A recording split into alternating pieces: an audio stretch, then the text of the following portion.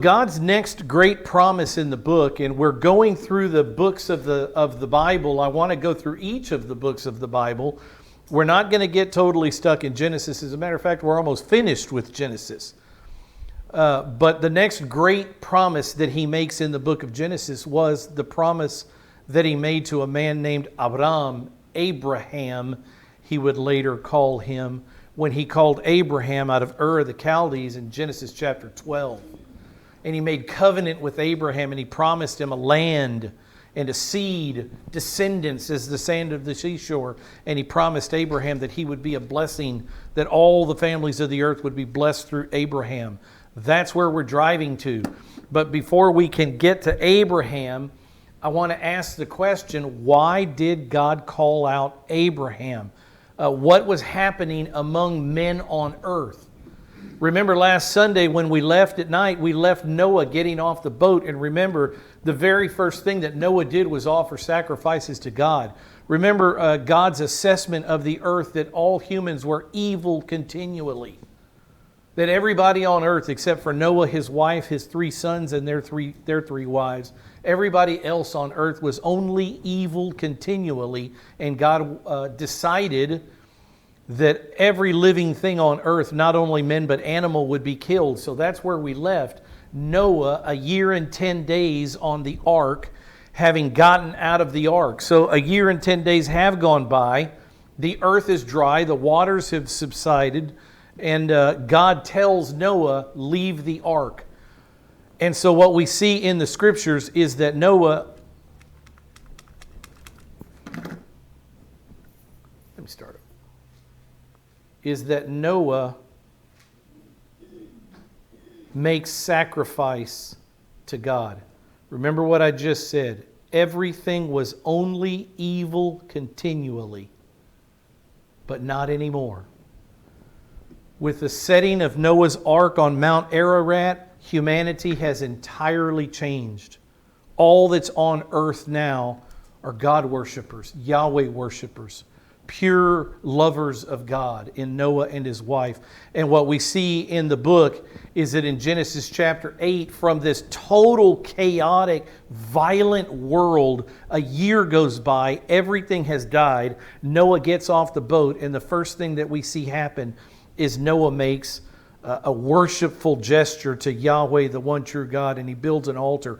Look what it says. Noah went out in Genesis 8:18. So Noah went out from the ark. What? Still nothing? Paul Howard, Ricky needs help.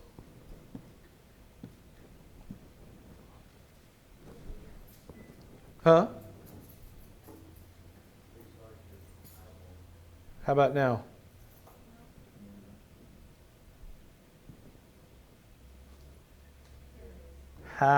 Thank you, honey. All right, Genesis 8:18. So Noah went out. We're talking about out from the ark. Noah went out, his sons, his wife, and his sons' wives with him. So all the humans, the 8 humans, have gotten off the boat, and they are of one accord. We will worship God who carried us through 100 years in this boat. 1 year in this boat, excuse me. Every beast, every creeping thing, and every bird, everything that moves on the earth went out of the ark, went out by their families from the ark, and then Noah built an altar. Immediately Noah gets off the boat, and his focus is not on what shall I eat, where will I live. His immediate focus is on thanksgiving to God for having him build that boat, having done exactly what he promised to do to blot out all life, for having preserved Noah and his family and all these animals on the boat. Noah bows in worship of God immediately. Whole different world than a year ago. Noah built an altar to Yahweh and took of every clean animal and of every clean bird and offered burnt offerings on the altar. Remember what that Noah took 1 male and 1 female. Interesting, right? The Bible speaks in binary terms. 1 male, 1 female into the ark with him, except for the clean animals. The animals that God had deemed clean that he would accept and sacrifice. Of those he took 7 each. And so now we're getting off the boat, and what he does is take of those clean animals and offer them up to God as sacrifices. So what happens next in human history?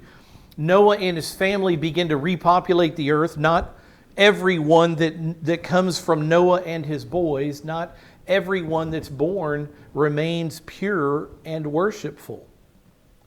I want you to start thinking in terms of how long does it take on earth?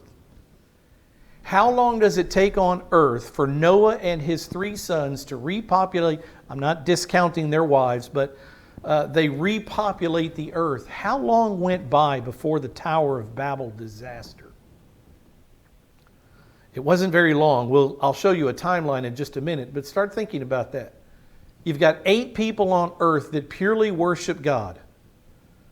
The first thing they want to do when they get off the ark is build an altar to God and burn animals that God has deemed clean that He will accept as an offering.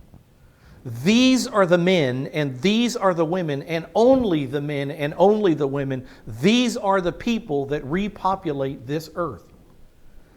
And you don't go very many generations down before you get disobedient, non-Yahweh worshiping people who decide we should centralize, not fill the earth. We should centralize on the plains of Shinar and build a tower, because we don't want to fill the earth. We want to stay right here. It doesn't take long. Men begin to congregate around the plains of Shinar. They have a leader, according to Genesis chapter 10, named Nimrod. He's a mighty hunter on the earth. He gets a name, builds a name for himself, builds this community around these cities. Where Babylon is, modern day Iraq, is where Nimrod was in Mesopotamia. So men begin to congregate in the plains of Shinar around this leader called Nimrod. The people revolt against Yahweh and agree to build a tower of protection. The tower to protect them from who? Who would the tower protect men from? What had just occurred? God had just flooded the earth with water and killed every living thing. He blotted out all living things on earth. The tower was to protect these men from God, who gave them command to multiply and fill the earth. Go out and fill the earth. They said, we don't want to fill the earth. We're going to stay right here, and we're going to build a tower tall enough, and we're going to pitch this tower and build it with tar in a way that it will be waterproof to guard us from any potential flood. Look at what the Scripture says about this, the Tower of Babel. I'm trying to get to the call of Abraham. We're looking at the question, why does God call out Abraham? And we're looking at the chaos that ensued after Noah's Ark. In Genesis chapter 11, now the whole earth used the same language. Imagine how wonderful that would be. The whole earth used the same language and the same words. It came about as they journeyed east that they found a plain in the land of Shinar, and they settled there. Well, they were moving out. That was good. Fill the earth. But they stopped. They settled. Look what the next few verses say. They said to one another, come, let us make bricks and burn them thoroughly. And they used brick for stone, and they used tar for mortar. I want to show you a verse about this tar for mortar. Now, this tower was a waterproof tower. And this is how we know that. They used tar for mortar in this building to make it waterproof, so that they could get into that tower when the floodwaters came and be saved. Because look at this verse, exact same Hebrew word back in Exodus chapter 2. There was a little baby born in Egypt. He was a Jewish boy. And Pharaoh said, every boy that's born of a Jewish mother should die. Drown it in the Nile. But the girls you can leave alive. And there was a little baby Israeli boy, a little Jew born in Exodus chapter 2. Anybody know what his name was? Mama put him in a little basket, floated him down the river. Look at how she built the basket. You know what a basket is, a woven thing. You put it in the water, it's going to sink immediately. But look at what she used to build a waterproof cradle or ark for her son Moses. In Exodus chapter 2, verse 3, it says, when she could hide him no longer, she got a wicker basket. So imagine that, a wicker basket. And she covered it with tar and pitch. Same Hebrew word tar. She made it waterproof by using this tar for mortar on her wicker basket.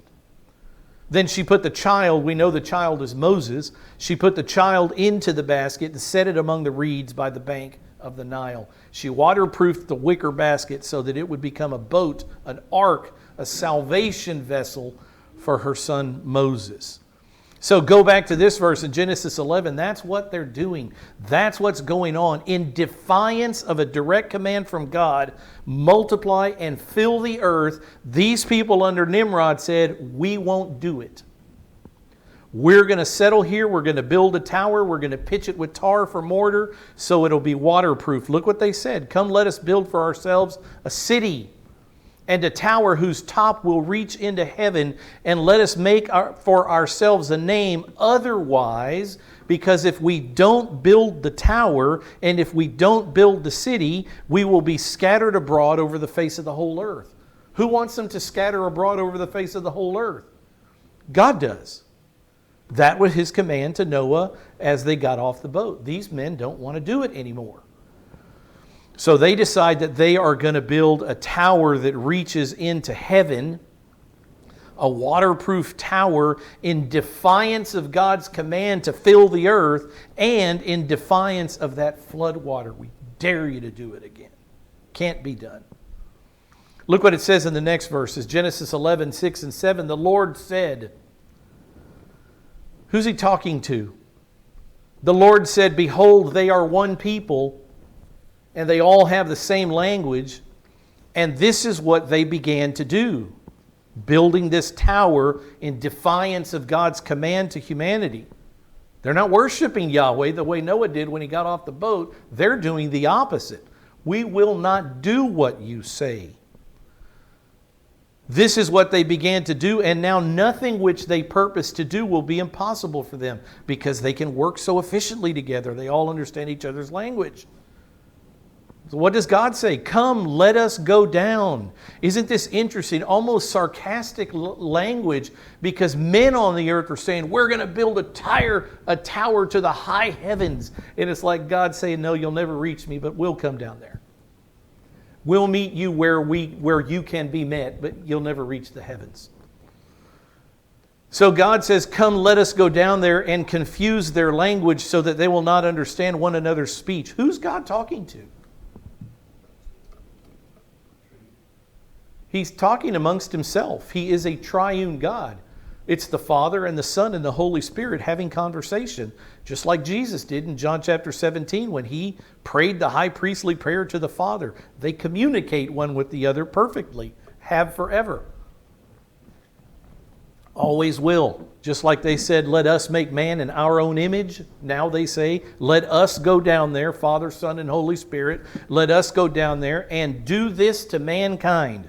Let's confuse their language so that they will not understand each other's language, each other's speech. The next verse says, so the Lord scattered them. You know, this Bible is an interesting thing because God gives us a lot of commands in this book, and a lot of times men try to say to God, we won't do it, and you can't make us. And sometimes God just allows sinful men to go on and be sinful and takes them out in various ways. And sometimes God says, no, I will make you. And this is one of those times.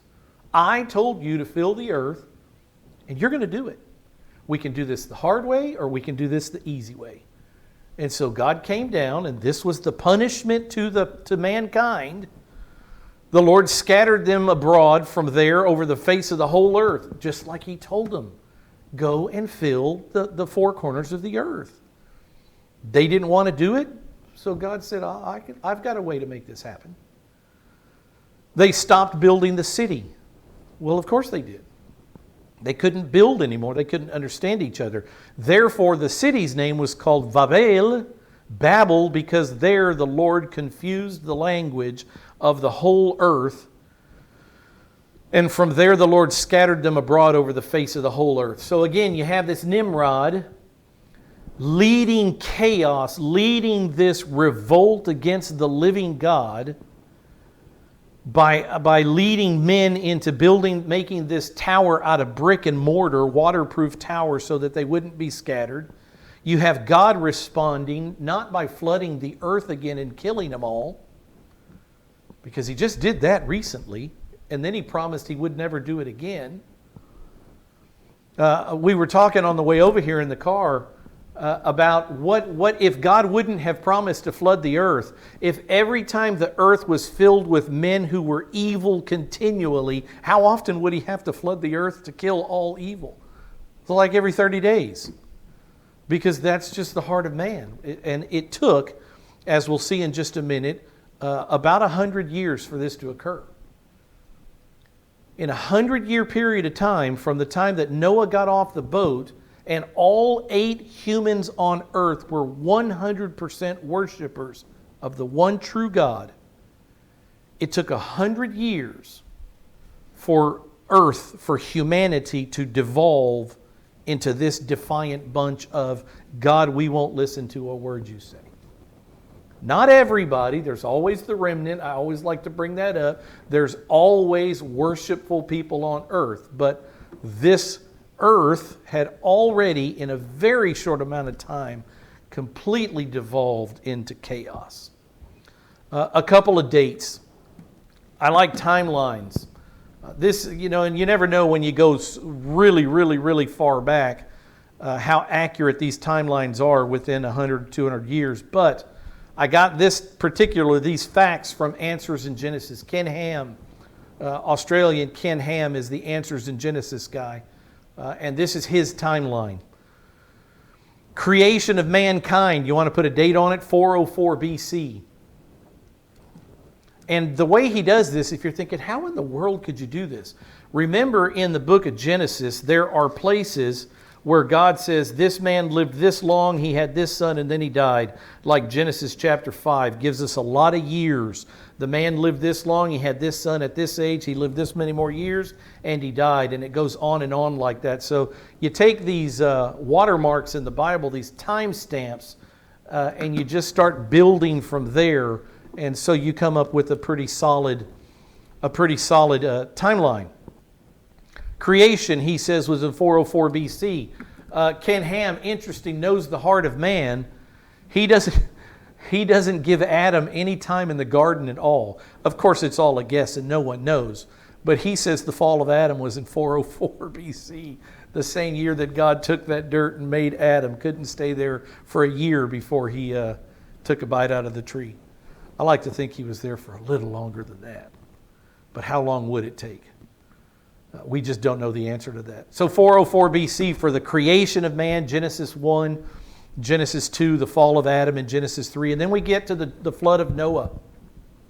And he says 2348 BC. Interesting, he doesn't round off. He comes up with whole numbers. He does the math. It's a very good organization. I'm not going to fight these numbers because I can't come up with any better numbers. But he dates the flood of Noah at 2348 BC. That means 2,348 years before Jesus Christ was born on this earth, Noah's flood took place. That is not a big number. 2,348 years is just not this enormous number. It's almost been that long since Jesus walked the earth and until today. It's just, you think back to the days of Jesus, it wasn't like eons ago. It was just a couple thousand years ago. Seems like it wasn't that far away. And so you go from the birth of Jesus back, and the flood of Noah just wasn't that far back there. We live on a very young earth. There's no question about it. We live on a very young earth. So he dates, I'm going through this to say this, he dates the flood of Noah at 2348. And look at the Tower of Babel. And this again has great biblical understanding, the times, the ages of people, their sons, how long they lived, and all of that. 2242. How many years go by between 2348 and 2242? 106? And even if he's off by 100 years, there's not a whole lot of time you can be off. This becomes a very tight timeline once you get to the call of Abraham. Certainly when you get into Moses, 1446, the Exodus, those become very, very sure years. But 106 years go by from perfection again on earth. Perfection in the human sense that you've got 8 humans who are bowing the knee to God and no one else. No idolatry on this planet. None. And 106 years go by and men are worshiping themselves. Nimrod, probably one of the greatest examples in the Bible of a man who worshiped himself. A type of the Antichrist to come one day. This Nimrod who set himself up as a god to be worshipped. 106 years. It's an astounding number. 106 years. Jerry Foote is almost 100 years old. It's just not a big number. It's a tiny little number. And the world had devolved into utter chaos. And the last date on here, the call of Abraham, he says the call of Abraham, 1922. Again, I'm not going to fight him much on it, but I don't think it was that late. I think it was a little earlier based on other people's timelines. I put it closer to 2000, but it doesn't matter. We're talking about a difference of 75, 80 years. It's chump change when you're talking about 6,000 years of human history. But the call of Abraham around 1922. So what is that? 250 plus 70 or 80? 320 years go by from Babel to the call of Abraham. So things are in chaos. God has scattered everyone throughout the world. He's changed all their languages. The world is in chaos, having to learn these languages, having to find. Can you imagine being at the feet of the Tower of Babel? All of a sudden, I'm talking to Paul. Hey, hand me a hammer, hand me a nail. Whatever it was. I wonder how many languages there were and how long it took for men to just scatter around and find another human who they could communicate with. We don't know how many languages obviously not infinite. Not every man had his own language or else they couldn't have communicated with anyone. It wasn't that bad. We have to make some assessments here, some conclusions. But it wouldn't have been like these 50 guys are all speaking the same language. They'd have kept building the tower. So it was utter chaos at the Tower of Babel. Utter chaos. In these, what God brought down to earth was utter chaos so that these men would scatter across the face of the earth, and that's what they did. So one language has been turned into countless languages. We don't know how many. And man departs from the plains of Shinar here to the four corners of the earth as far as they could travel. Interesting thought when you talk about the Noah. Just an aside about Noah, we think in terms of evolution. Humans, scientists think in terms of evolution. What I mean by that is people think that Noah lived, if he did live, that he lived so long ago that certainly by now we've evolved, we're smarter, that humanity is gaining intellect, gaining knowledge, that even our DNA strand gaining, learning, changing. Noah and his boys were genius mentality. They had to be to do what they did. There is a record of Antarctica, southern tip of the world. There is a map, this ancient, thousands of year old map. I got this information from Charlie Clough.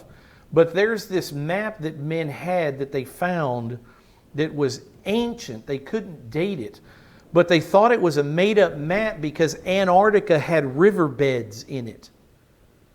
So it was a map that had rivers on it, these little squiggly lines, and no one could figure out, well, why in the world it's an ice-capped thing. Why in the world would this map exist, and where did it come from? Well, 5,000 years go by, and humanity gets a radar and imaging that's strong enough to look through the ice. And you know what they find under the ice on Antarctica? the riverbeds that match that ancient map. Noah and his sons, you talk about people like Magellan and these people that conquered the world and went out in ships. I can only imagine that after being on an ark for a year, they weren't afraid of the water. And so I believe that Noah and his sons and their sons traveled this earth extensively. Where else did we get that map from? And different things like that. These weren't dumb men, and we are in no way smarter than them. If anything, the DNA strand has picked up mutation after mutation. We're dumber than they ever were. So we're talking about some really, really, really keen men back in these days doing some wonderful things on earth, but it didn't take long for men to say, you know what, I'm a hot shot, and start worshiping themselves just like men do now. So we have the call of Abraham, and that's where we're pushing towards. Remember this promise, Genesis 3:15. Why the call of Abraham? Remember who God made this promise to. I'm going to read it to you again, and you tell me who the parties are. Who is talking to who? Genesis 3:15, God says, I will put enmity between you and the woman, and between your seed and her seed. This is the second great promise we covered in God's promises here. He shall bruise you on the head, and you shall bruise him on the heel. Remember who's talking? God is speaking to who here? He's speaking to the devil. He's speaking to Satan. And God promises Satan that one day I will send a human being born of a woman. I know you haven't seen it yet, Satan. Satan, when he hears this, doesn't even know what it means. There has been no human woman on earth that has given birth to a child. Satan's not omniscient. He learns like the rest of us. God says the seed of this woman is going to crush your head. All that Satan would know from that is, I've got to kill these humans before whatever that means takes place. So God is speaking to Satan here and says one day a human being, a male human, singular male human, will be born of the woman, a human woman, and he will defeat you utterly. He will destroy you eternally. That was the promise that everything is jumping off now. God has bound himself to save Adam's race. And the rest of the Bible is the story of how he did it. Because in Genesis 3:15 he says, I gave you a command in the garden. I promised you on the day you ate from the fruit that you would die. You ate from the fruit, you died spiritually. 936 years go by, you will die physically. But I will save the human race by the seed of the woman.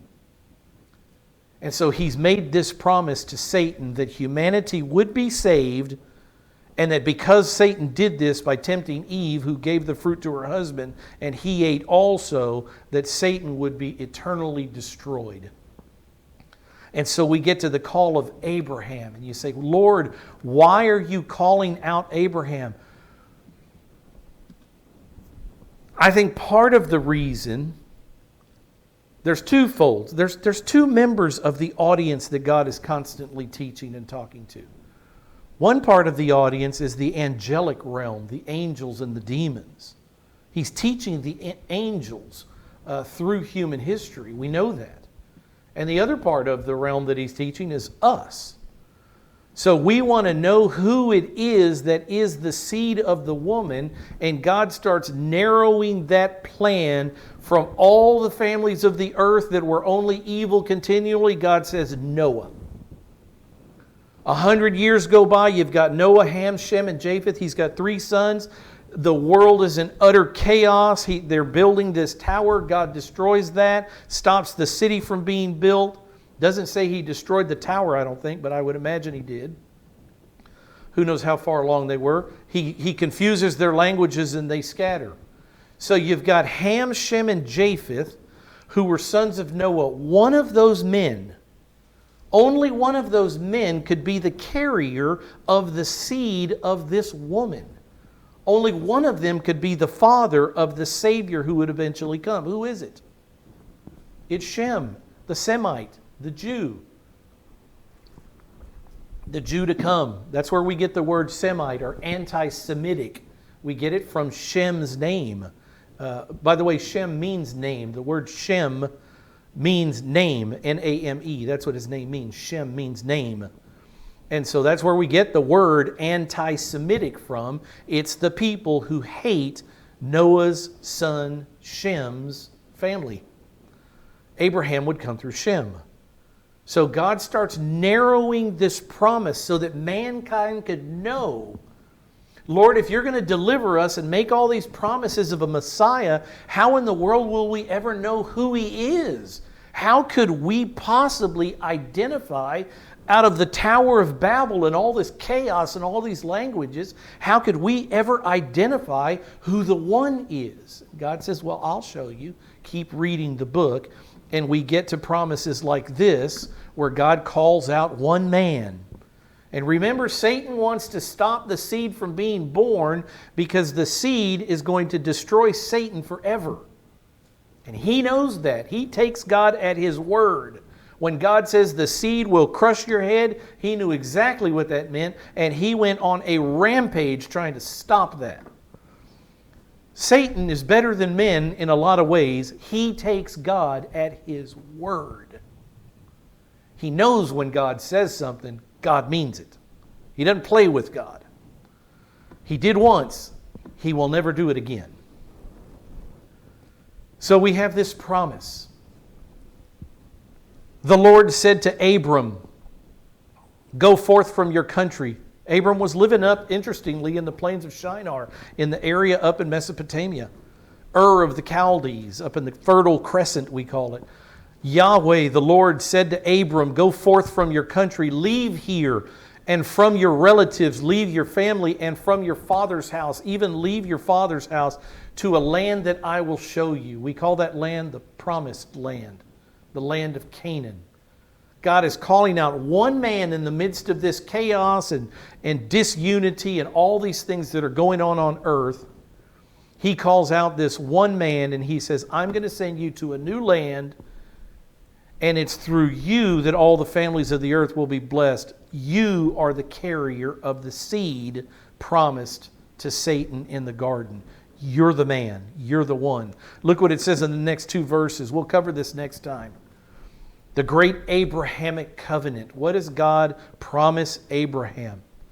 Notice that when God says these things to Abraham, makes these great promises, He doesn't say, I'll do this if you do this.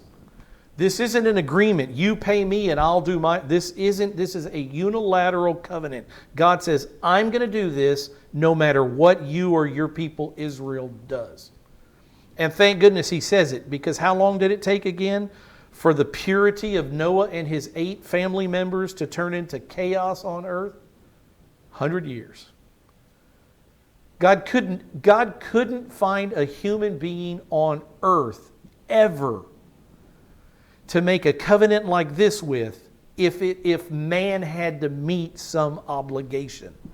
There's not a man that's ever been born except for Jesus Christ who could have ever met any obligation God would have laid on us. So God takes it upon Himself. I will make this promise. I will hold myself accountable to the promise I make to you, Abraham. And as we've gone through the book of Judges, Israel is horrible and getting worse as we go into the latter parts of the book of Judges with Samson now. Horrible and getting worse. But yet the promises God made to Abraham will always eternally exist. He'll never break these because He's a promise keeper. Part of why He makes promises so we can know He's a trustworthy God. This is what He says to Abram, He says, I will make you a great nation. What a promise. He's just left his father's house. He's left all his relatives. He's left all his friends. God says, go to a land you've never seen. Trust me. I'll provide for you there. I'll make your family like the sands of the seashore. I will make you a numerous and great people. What a promise. You shall be a blessing.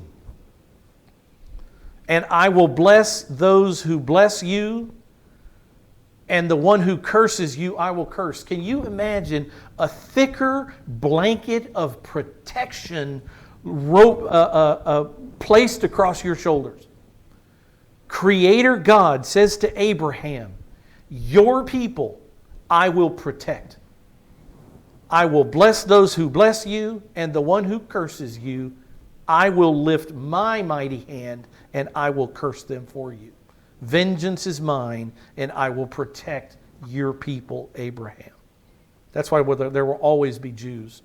No matter what Satan tries to do, until Jesus comes back, the Jews will remain intact, without question. He also makes this promise not only to Abraham, but to you and me. In you, Abraham, all the families of the earth, and we are a family of the earth, each of us, all the families of the earth will be blessed in you, through you, by you. The seed that I promised, the deliverer, the one that would crush Satan's foot, he's coming through your family. And what do you think Satan, what do you think Satan, how he responded on this day? I got you. Imagine Satan at the Tower of Babel. We talked about the people at the Tower of Babel all moving around trying to find someone they can communicate with. Imagine what happened to Satan. Here he is, he gets close, he's centralizing things. They're worshiping this man, this Antichrist type. Satan thinks, I've got humanity in a good spot now. God comes down and scatters everything. Where's the seed now?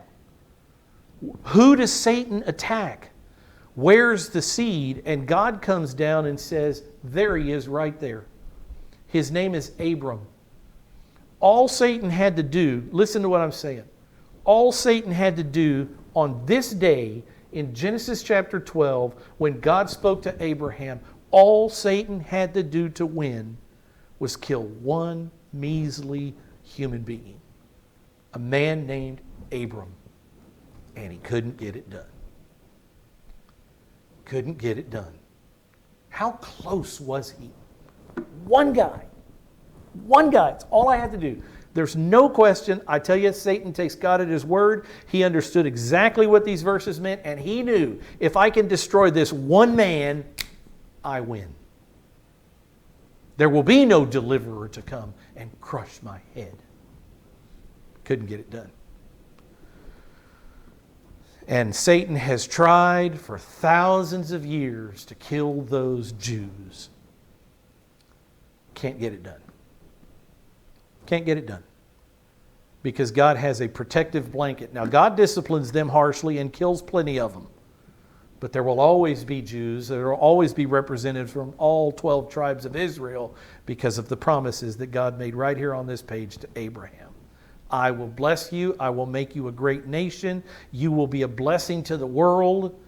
And in you, through you, Abram, the deliverer will one day come. Abram is the first Jew on earth. Hebrew, well, we'll get into that next week. Get into that next week. But there we are, the next great promise that God makes, that God utters to earth, that God utters to mankind is this promise found in Genesis chapter 12. He calls one man out to lead a new nation of people, Israel. And we will pick up right there next time. Let's close in prayer. Father, thank you. Father, thank you for making the story so clear.